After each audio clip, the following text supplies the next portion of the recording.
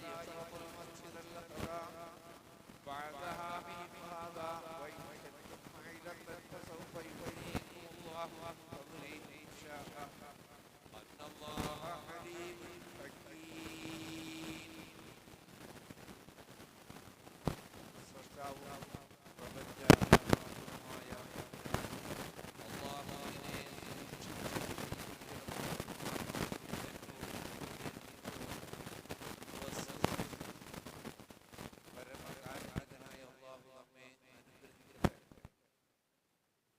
മാരകമായ രോഗങ്ങളിൽ നിന്നും അപകടങ്ങളിൽ നിന്നും പ്രയാസങ്ങളിൽ നിന്നുമെല്ലാം അല്ലാഹു നമ്മളെ കാത്തു രക്ഷിക്കുമാറാകട്ടെ. പ്രിയ സഹോദരങ്ങളെ, ഇബ്രാഹിം നബിയുടെ മില്ലത്ത് സമ്പൂർണ്ണമായി പിന്തുടർന്ന റസൂലുള്ളാഹി സ്വല്ലല്ലാഹു അലൈഹി വസല്ലം ഹിജ്റ 10-ാം കൊല്ലത്തിലാണ് ഹജ്ജ് കർമ്മം നിർവഹിക്കുന്നത്.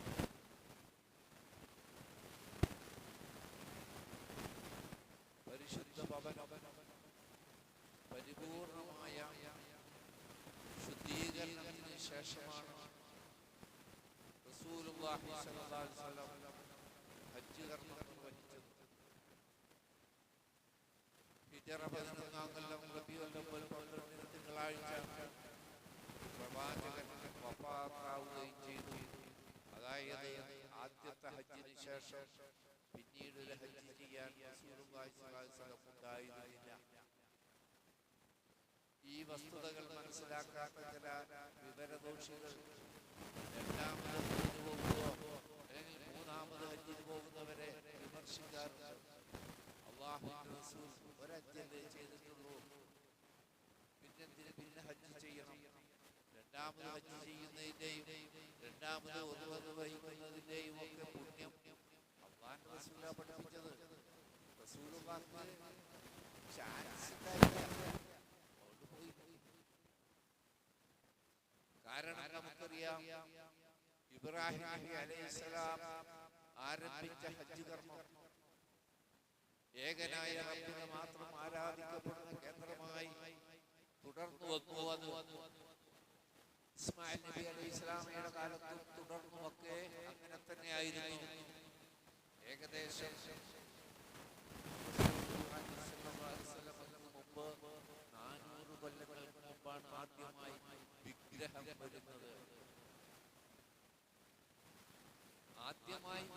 വരുന്നത്. ആ പ്രതിഷ്ഠകൾ ഇടയാളന്മാരായി മാറുന്നത് 400 കൊല്ലങ്ങൾക്ക് മുമ്പ്. പല ജാതി ശിർക്കൻ വിശ്വാസങ്ങളും ദുരാചാരങ്ങളും നിറഞ്ഞ രീതിയിലായിരുന്നു ഹജ്ജ് കർമ്മം. ഹിജ്റ 8-ാം കൊല്ലം മക്ക വിജയിച്ചു. കഅബയിൽ നിന്നും പരിസരങ്ങളിൽ നിന്നും വിഗ്രഹങ്ങളെ ഇല്ലാതാക്കി. അപ്പോഴും ആ കൊല്ലത്തിലെ ഹജ്ജിന് അവിടെ തങ്ങിയില്ല. 8-ാം കൊല്ലം അപ്പോഴും പലതരം വിശ്വാസക്കാരെ ഹജ്ജിന് വന്നിരുന്നു. കഅബയോട് എല്ലാവരും ആദരവായിരുന്നു. ഹിജ്റ 9-ാം കൊല്ലം റസൂലുള്ളാഹി സ്വല്ലല്ലാഹു അലൈഹി വസല്ലം അബൂബക്കർ സിദ്ദീഖ് റളിയല്ലാഹു നേതൃത്വത്തിലാണ് ഒരു സംഘം വിശ്വാസികളെ മദീനയിൽ നിന്ന് ഹജ്ജിന് നിയോഗിച്ചത്. അലി ഇബ്നു അബീ താലിബിനെ പ്രത്യേകം ഒരു ദൗത്യവുമായി വേറെ അയച്ചു റസൂലുള്ളാഹ്. ഹജ്ജിന്റെ നേതൃത്വം അബൂബക്കർ സിദ്ദീഖ് റളിയല്ലാഹു തന്നെയാണ്. മറ്റൊരു വിളംബരം ചെയ്യാനുള്ള ഉത്തരവാദിത്തമാണ് അലി ഇബ്നു അബീ താലിബ് റളിയല്ലാഹു അൻഹു റസൂലുള്ളാഹി സ്വല്ലല്ലാഹു അലൈഹി വസല്ലം നിയോഗിച്ചത്. കാരണം ഹിജ്റ 9-ാം കൊല്ലം അല്ലാഹുവിന്റെ കൽപ്പന വന്നു. പരിശുദ്ധ വചനങ്ങൾ ഇറങ്ങിയ അയ്യുഹല്ലദീന ആമനൂ, സത്യവിശ്വാസികളെ, ഇന്നമൽ മുശ്രികൂന നജസ്, ശിർക്ക് ചെയ്യുന്ന ആളുകൾ, മുശ്രിക്കുകൾ മാലിന്യമാണ്, വൃത്തികേടാണ്, അതുകൊണ്ട് ഇനി ഒരിക്കലും മസ്ജിദുൽ ഹറാമിലേക്ക് ഒരു മുശ്രിക്കും വരാൻ പാടില്ല.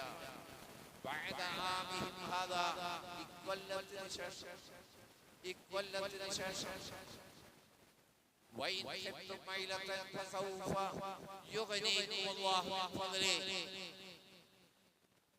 നമ്മുടെ കാലത്ത് അള്ളാഹുവിന്റെ നിയമം പറയുമ്പോ നമ്മുടെ ആൾക്കാർ പറയാറുള്ള ന്യായങ്ങൾ, അങ്ങനെ ഇത് വലിയ നഷ്ടം വരൂലേ?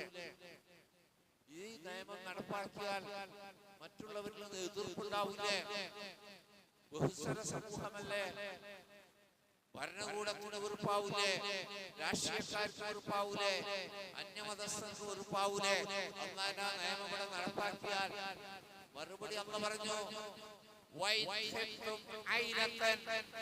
ഹജ്ജിന് വരുന്നതിൽ നിന്ന് മുശ്രിക്കുകളെ തടയുമ്പോൾ വലിയ നഷ്ടം മക്കൾക്ക് സംഭവിക്കും. കാരണം ഒരു കൊല്ലത്തെ അവരുടെ ജീവിത മാർഗമാണ് ഹജ്ജിന്റെ 3 മാസം. ദുൽഖഅദ, ദുൽഹജ്ജ്, മുഹറം, ഈ 3 മാസം ഹജ്ജിന്റെ കാലമാണ്. തിരിച്ചു പോകുന്നതുവരെയുള്ള കാലം ആ കച്ചവടമാണ് പല മക്കൾക്കാരുടെയും ഉപജീവന മാർഗം. നിങ്ങൾ നഷ്ടം ഭയപ്പെട്ടാൽ, ദാരിദ്ര്യം ഭയപ്പെടുകയാണെങ്കിൽ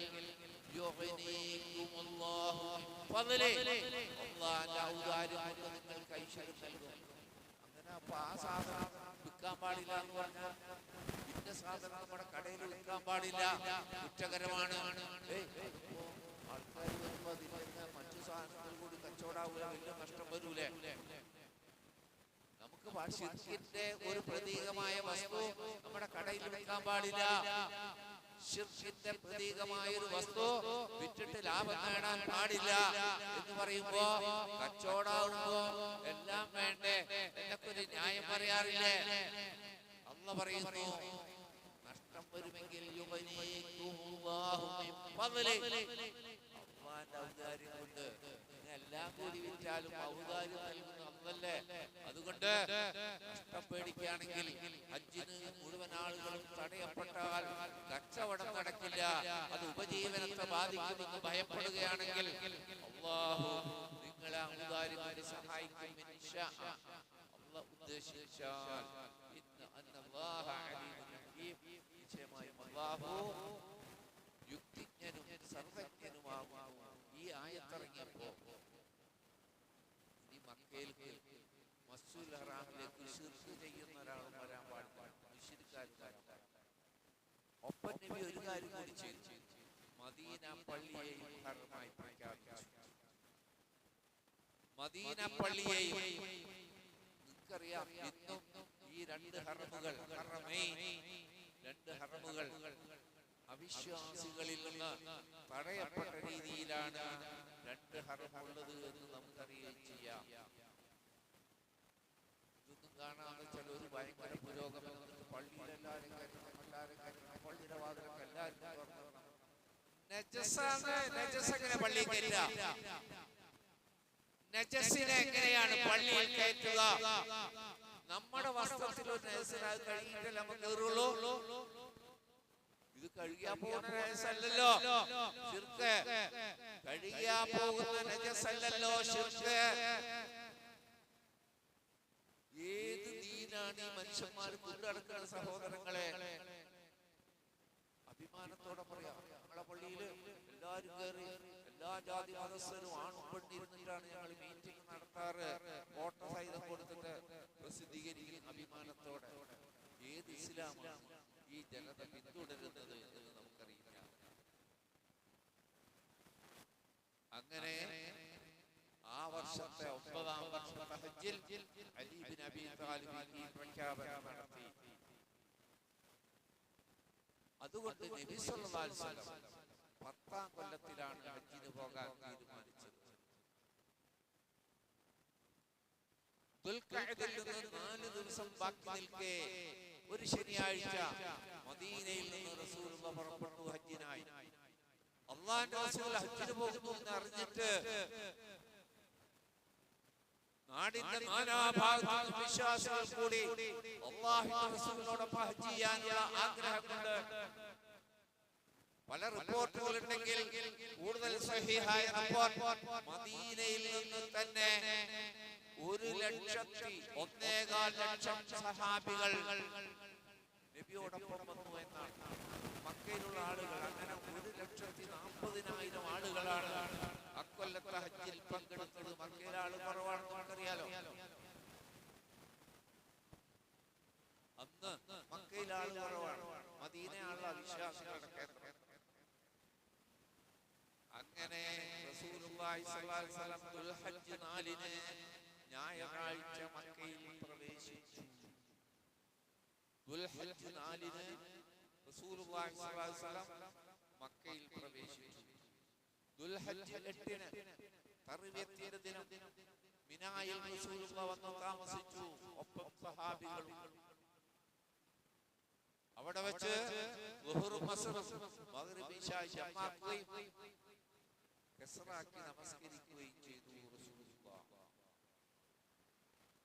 ദുൽഹജ്ജ് 9-ന് പ്രഭാതത്തിൽ റസൂലുള്ളാഹി സംഘവും അറഫയിലേക്ക് പുറപ്പെട്ടു. പ്രിയപ്പെട്ടവരെ, അറഫയാണ് ഹജ്ജിലെ സുപ്രധാനമായ കാര്യം. പലതും ഹജ്ജുമായി ബന്ധപ്പെട്ടുണ്ടെങ്കിലും അൽ ഹജ്ജു അൽ അറഫ റസൂലുള്ളാഹി പറയാ, അൽ ഹജ്ജു അൽ അറഫ, ഹജ്ജ് എന്ന് പറഞ്ഞാൽ അറഫയാണ്. ആ അറഫ ദിനത്തിൽ ദുൽഹജ്ജ് 9-ന് പ്രഭാതത്തിൽ റസൂലുള്ളാഹി സ്വല്ലല്ലാഹു അലൈഹി വസല്ലം സംഘവും അറഫയിലേക്ക് പുറപ്പെട്ടു. ഇന്ന് നെമിറ പള്ളിയുള്ള, പള്ളിയില്ലല്ലോ, പള്ളിയില്ല, നെമിറ എന്ന സ്ഥലത്ത് റസൂലുള്ളാഹി സ്വല്ലല്ലാഹു അലൈഹി വസല്ലം ഒരു കൂടാരം നിർമ്മിക്കപ്പെട്ടിരുന്നു. അതേ സ്ഥാനത്താണ് ഇന്ന് വലിയ വിശാലമായ നെമിറ പള്ളി പണിതിട്ടുള്ളത്. ഉച്ച തിരിഞ്ഞപ്പോൾ റസൂലുള്ളാഹി സ്വല്ലല്ലാഹു അലൈഹി വസല്ലം അറഫയുടെ കേന്ദ്രസ്ഥാനമായ ബത്നുൽ വാദി, ജബലുർ റഹ്മ എന്നൊക്കെ നമ്മൾ പറയുന്നതിന്റെ താഴ്വരയിൽ അവിടെ റസൂലുള്ളാഹിക്ക് വേണ്ടി കൂടാരം, ഒരു സ്റ്റേജ് പോലെ സജ്ജീകരിച്ചിരുന്നു.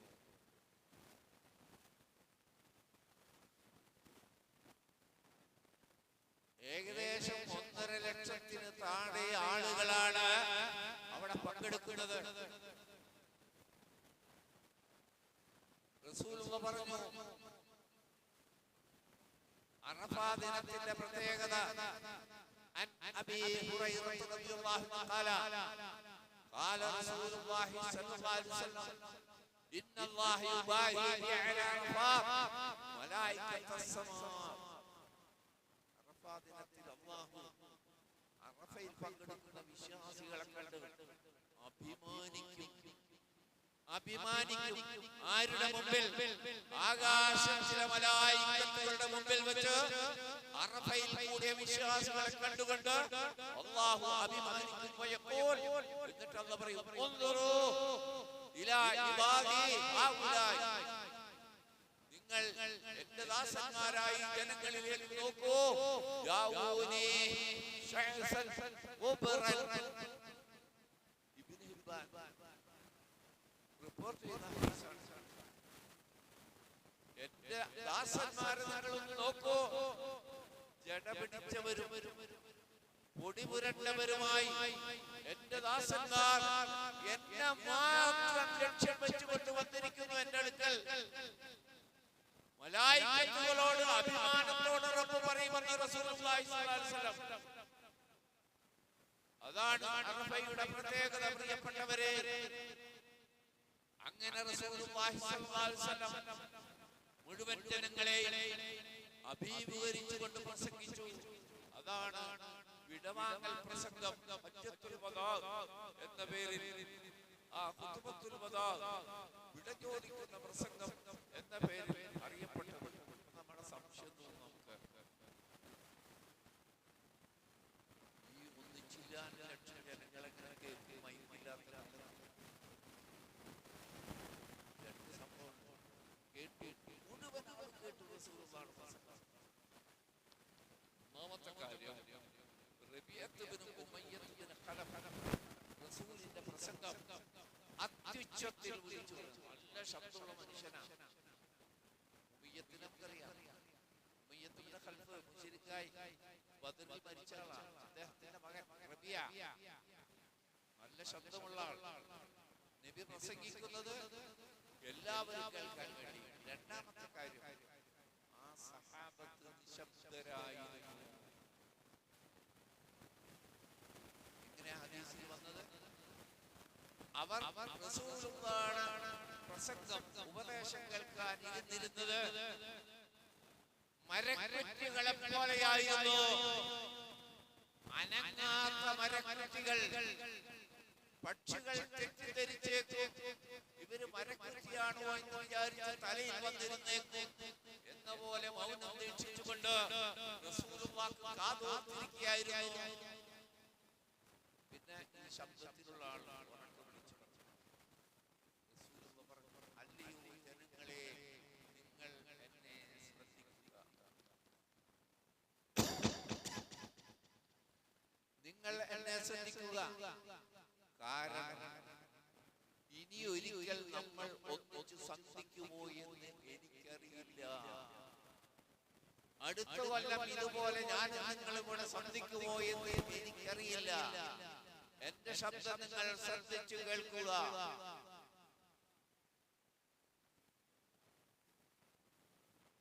ഈ ദിനം നിങ്ങൾക്കറിയാം, അറഫാ ദിനമാണ്.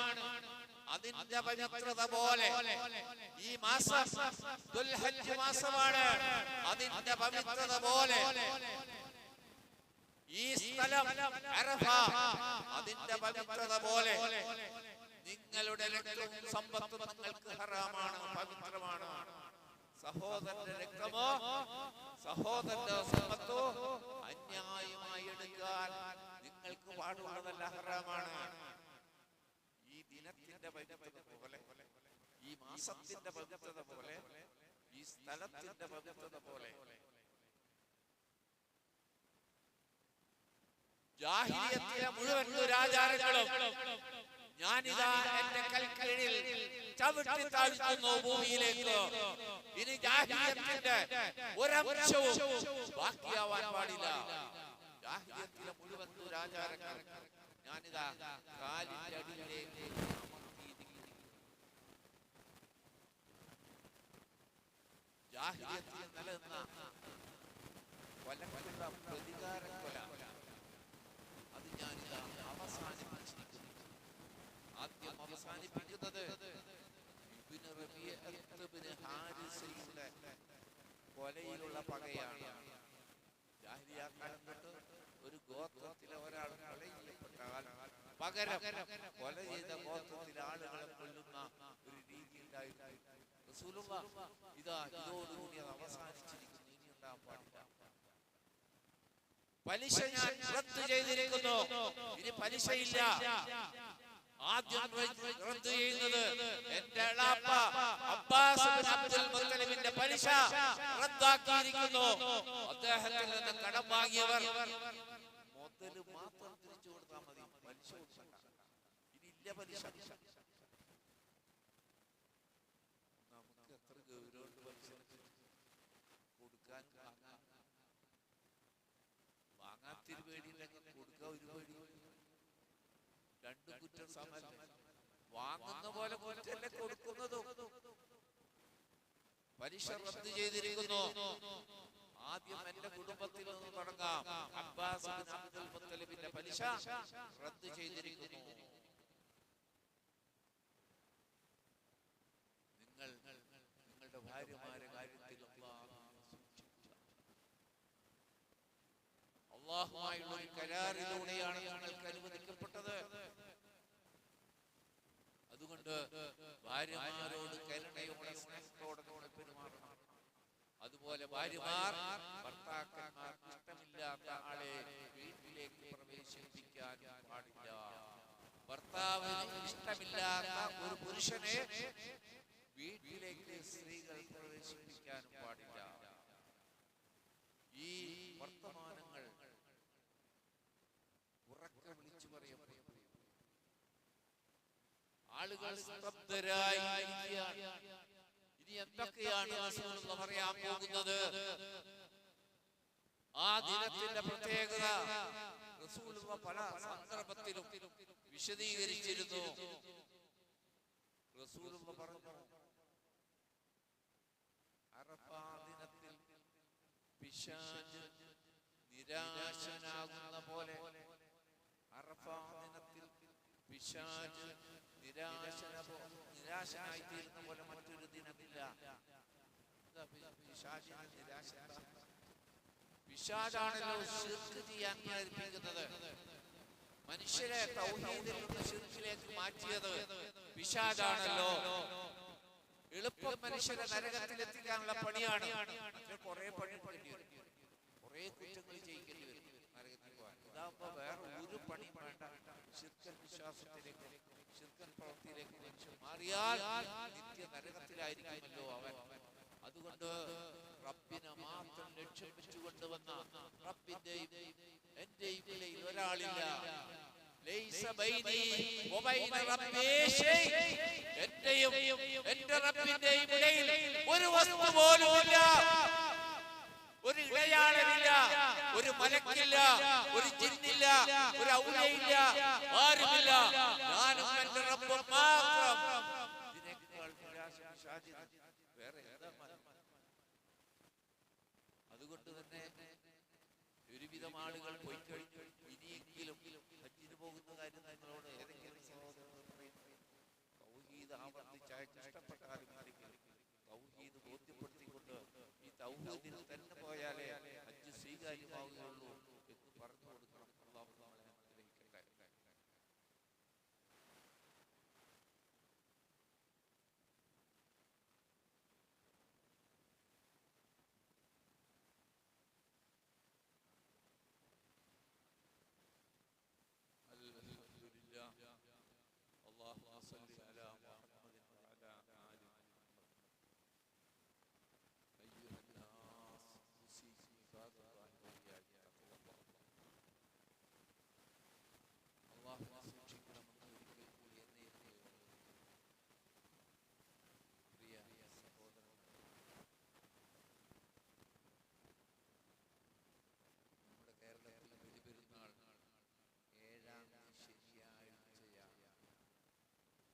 അപ്പോൾ നമ്മൾ അറഫാ നോമ്പ് പിടിക്കേണ്ടത്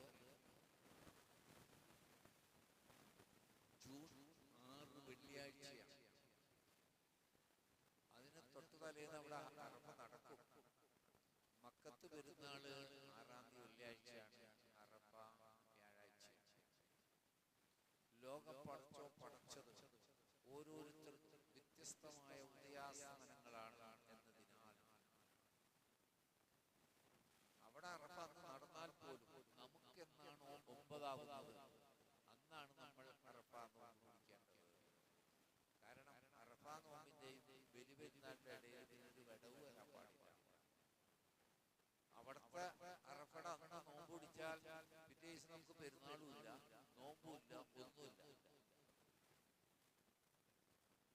അതുകൊണ്ട് പണ്ഡിതന്മാര് ഏറ്റവും കരണീയമായിട്ടുള്ളത് നമുക്ക് 9 എന്നാണ് പറയുന്നത്.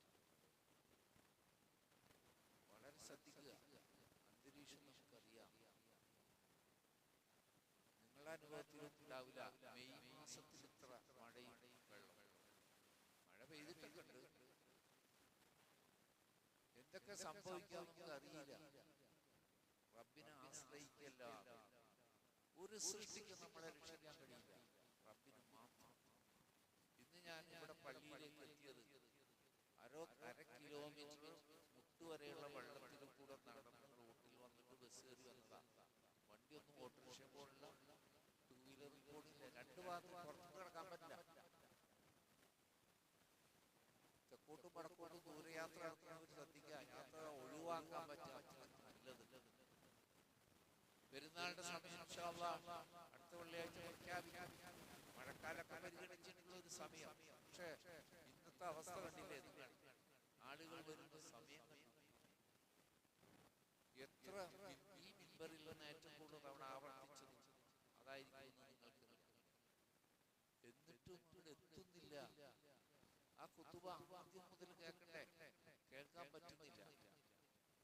പ്രിയപ്പെട്ടവരെ, റസൂലുള്ളാഹി സ്വല്ലല്ലാഹു അലൈഹി വസല്ലം അറഫയിലെ തന്റെ പ്രഭാഷണം തുടർന്നു. ജനങ്ങളെ, എനിക്ക് ശേഷം തമ്മിൽ തലയെറുക്കുന്നവരായി വഴിപിഴച്ചവരായി മാറരുത്.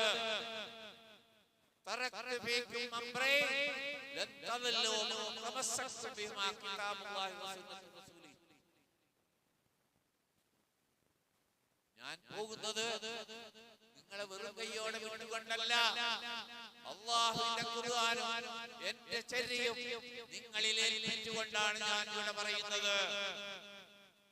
അവ രണ്ടും മുറുകെ പിടിക്കുന്ന കാലത്തോളം നിങ്ങൾ ഒരിക്കലും വഴിപിഴക്കുകയില്ല. ഖിയാമത്ത് നാൾ വരെയുള്ള വിശ്വാസികൾക്കുള്ള ഉത്ബോധനമായി പ്രിയപ്പെട്ടവരെ.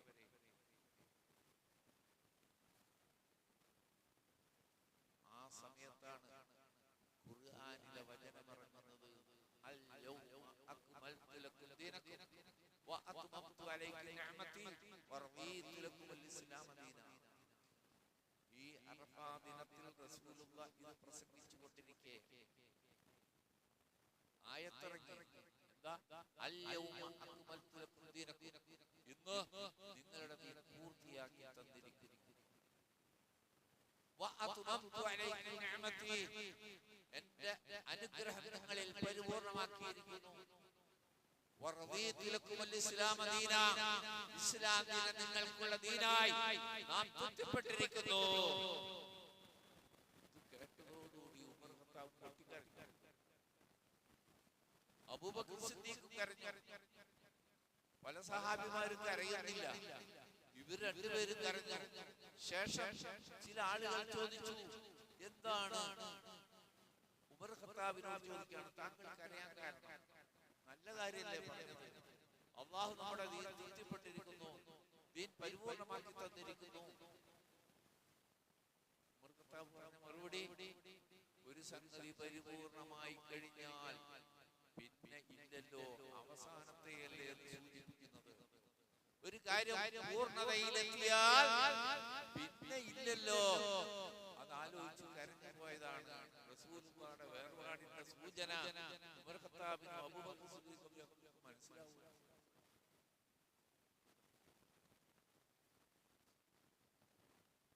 നബി സല്ലല്ലാഹു അലൈഹി വസല്ലം പറഞ്ഞു, ജനങ്ങളെ, ഇവിടെ കൂടിയ ആളുകൾ, ഇവിടെ ഇല്ലാത്ത മനുഷ്യർക്ക് എത്തിച്ചു കൊടുക്കണം എന്നില്ലെന്ന്. സാക്ഷിയായവർ സാക്ഷ്യം വഹിക്കാത്ത വായുവായിട്ടുള്ള ആളുകൾക്ക് എന്റെ വർത്തമാനങ്ങൾ എത്തിച്ചു കൊടുക്കണം. ഒരു കാര്യം കൂടി പറഞ്ഞു, പിശാച് ഈ ഭൂമിയിൽ വെച്ച് അവൻ ആരാധിക്കപ്പെടുന്ന കാര്യത്തിൽ അവൻ നിരാശനായി. ഈ ഭൂമിയിൽ വെച്ച് പിശാച് ആരാധിക്കപ്പെടുന്നതിൽ നിന്ന് പിശാച് നിരാശനായി. പക്ഷേ ചെറിയ ചെറിയ കാര്യങ്ങളിൽ ആ പിശാചിനെ അനുസരിക്കും മനുഷ്യന്മാർ ഈ നാട്ടിലും. അതുകൊണ്ട് അവൻ തൃപ്തിപ്പെട്ടു. ശിർക്കുണ്ടാവില്ല അവിടെ. എന്നുവെച്ചാൽ 100% നമുക്ക് ഇപ്പോഴും തൃപ്തികരമല്ലാത്ത കാര്യങ്ങളുണ്ടല്ലോ. അതാ റസൂൽ പറഞ്ഞത്, ചെറിയ ചെറിയ വിഷയങ്ങളിൽ പിശാചിനെ അനുസരിച്ചുകൊണ്ട് മനുഷ്യര് തെറ്റ് ചെയ്യും. ശിർക്കുണ്ടാവില്ല അവിടെ. ആ പിശാച് ആരാധിക്കപ്പെടുക എന്ന സംഭവം അവിടെ ഉണ്ടാവില്ല. പ്രിയപ്പെട്ടവരെ, നമ്മൾ ഖിയാമത്ത് നാൾ വരെയുള്ള മനുഷ്യർക്കുള്ള ഉത്ബോധനമാണ് റസൂൽ. പിന്നെയും റസൂൽ പ്രസംഗിച്ചു, പിറ്റേ ദിവസം പ്രസംഗിച്ചു, 10ന്റെ അന്ന് പ്രസംഗിച്ചു. നബി അറബിയേക്കാളോ വെളുത്തവന് കറുത്തവനേക്കാളോ യാതൊരു ശ്രേഷ്ഠതയുമില്ല. നിങ്ങളൊക്കെ ആദമിന്റെ മക്കളാണ്. ആദം എല്ലാ മനുഷ്യരും, കറുത്തവനും നീഗ്രവും വെളുത്തവനും അറബിയും അനറബിയും എല്ലാവരും ഒരേ മാതാപിതാക്കളുടെ മക്കളാണ്. വെളുത്തവനാണെന്നതുകൊണ്ടോ അറബിയാണെന്നതുകൊണ്ടോ അല്ലെങ്കിൽ ഉയർന്ന കുലീന കുടുംബത്തിൽ പറഞ്ഞവനാണെന്നതുകൊണ്ടോ അല്ലാഹുവിന്റെ വിശേഷമില്ല. ആര് അല്ലാഹുവിനെ സൂക്ഷിച്ച് ജീവിക്കുന്നു അവന് സ്ഥാനമുണ്ട്. അത് നീഗ്രായാലും കുഴപ്പമില്ല, അറബിയായാലും കുഴപ്പമില്ല, അമേരിക്കക്കാരനായാലും കുഴപ്പമില്ല, ഇന്ത്യക്കാരനായാലും കുഴപ്പമില്ല. ആര് റബ്ബിനെ സൂക്ഷിച്ചുകൊണ്ട് ജീവിക്കുന്നു അവർക്കാണ് റബ്ബിന്റെ അടുക്കൽ പദവിയുള്ളത്. ഈ കാര്യം നമ്മൾ പ്രത്യേകം ശ്രദ്ധിക്കണം. നമ്മൾ ഈ ചുറ്റുമുള്ള ജനങ്ങളുടെ പ്രതിനിധികളാണ് നമ്മൾ. കുറച്ചു പേർ നമുക്ക് കൂടുതൽ ബാധ്യതയുണ്ട്. നമ്മൾ ശ്രദ്ധിക്കണം. അവരെക്കാൾ നമ്മൾ ശ്രദ്ധിക്കപ്പെടുന്നു. തഖ്വയുടെ കാര്യത്തിൽ വീഴ്ച വരാൻ പാടില്ല. ആരുടെ അറിവില്ലാത്ത സമയത്തായാലും മറവിലായിരുന്നാലും ഇരുട്ടിലായിരുന്നാലും റബ്ബിനെ സൂക്ഷിച്ചുകൊണ്ട് ജീവിക്കണം. അവൻ റബ്ബിന്റെ പ്രത്യേകക്കാരാണ് നമ്മളെ. എന്റെയും എന്റെ റബ്ബിന്റെയും ഇടയിൽ ഒന്നുമില്ല. ഇവിടെ തൗഹീദ് ശരിയാവുള്ളൂ. എന്റെയും എന്റെ റബ്ബിന്റെ ഇടയിൽ ഒന്നുമില്ല. ശുപാർശകനില്ല, ശരീക്കില്ല, മകനില്ല, അല്ലാഹുക്ക് ഭാര്യയില്ല, മാതാപിതാക്കളില്ല, വസീലയില്ല, ആരുമില്ല. ഞാനും എന്റെ റബ്ബ് മാത്രം. അവനെ റബ്ബ് കൈവിടില്ല.